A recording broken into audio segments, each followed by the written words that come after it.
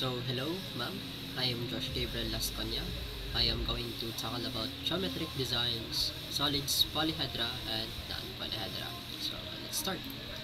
Almost of the things we find in our surroundings have shape, line, volume, surface area, curve, and some other aspects of geometry. Geometry has influenced the way we live as a child. We're interested in toys with shapes, patterns, and designs. Geometric shapes have fascinated many people throughout history and the fields of art, science, engineering, and interior designing.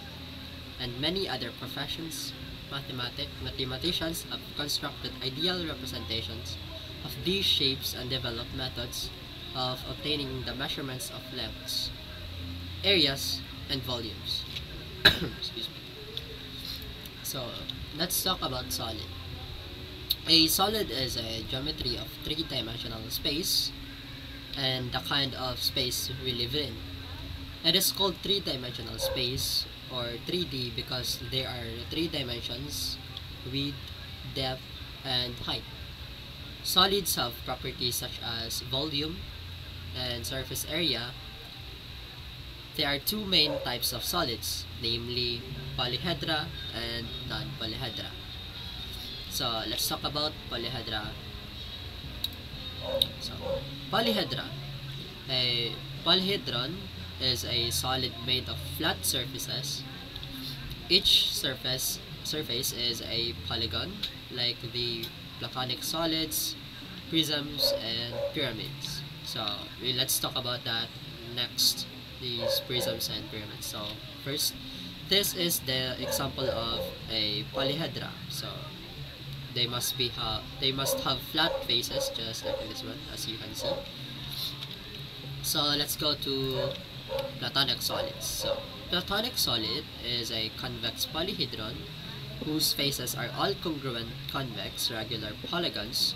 None of its intersect except at their edges, and it has the same number of faces that meet at each other of its vertices. There are five platonic solids. First is the tetrahedron.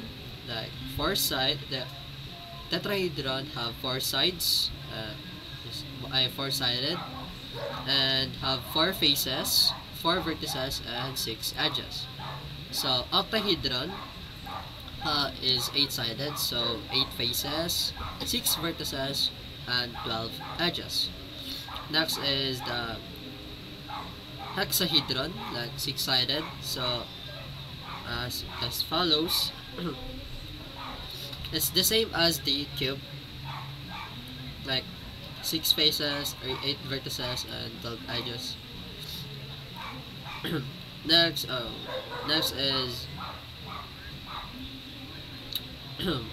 icosahedron, like 20-sided, so have 20 faces, 12 vertices, and 30 edges. So next, the last is dodecahedron, so 12-sided, so 12 faces, 20 vertices, and 30 edges.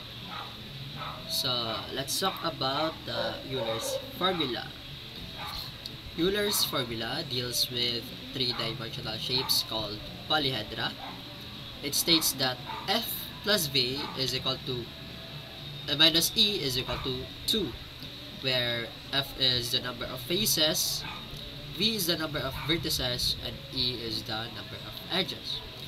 This formula works only on solids that do not have any holes and do not intersect itself.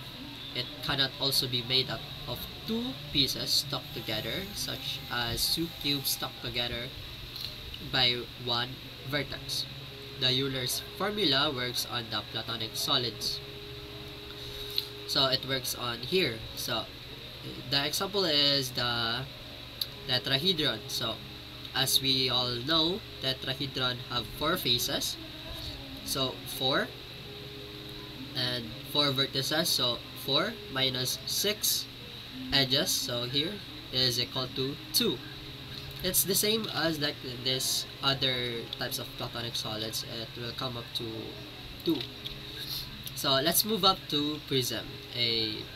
So a prism is a polyhedron whose sides are all flat. It has the same cross section all along its length, and its shape is a polygon.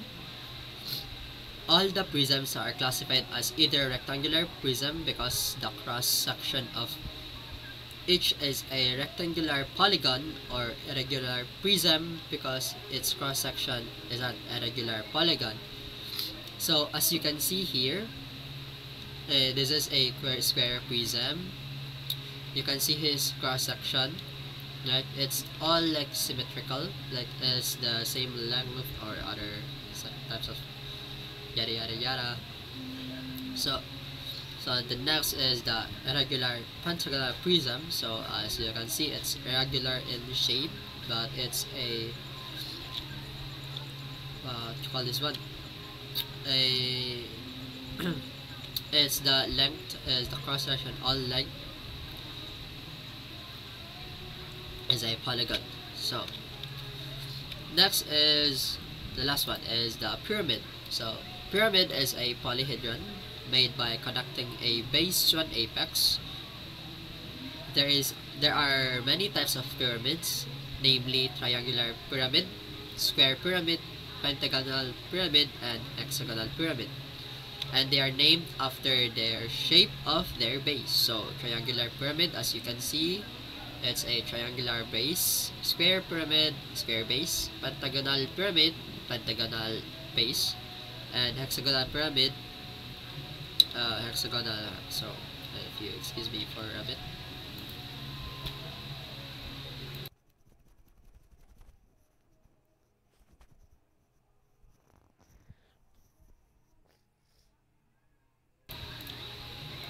So excuse me. So next is a non-polyhedra. A prism is a poly. Oh, sorry about my PPT. I wrote wrong. So a non-polyhedra is like this one: the cone, cylinder, and sphere on torus. So we can let's talk about it later. So these are the 4 types of non-polyhedra. Sorry about this PPT. This part only, rather. So the cone is the first is the cone. The cone is made by rotating a triangle. The triangle has to be the right angled triangle. Oh, excuse me.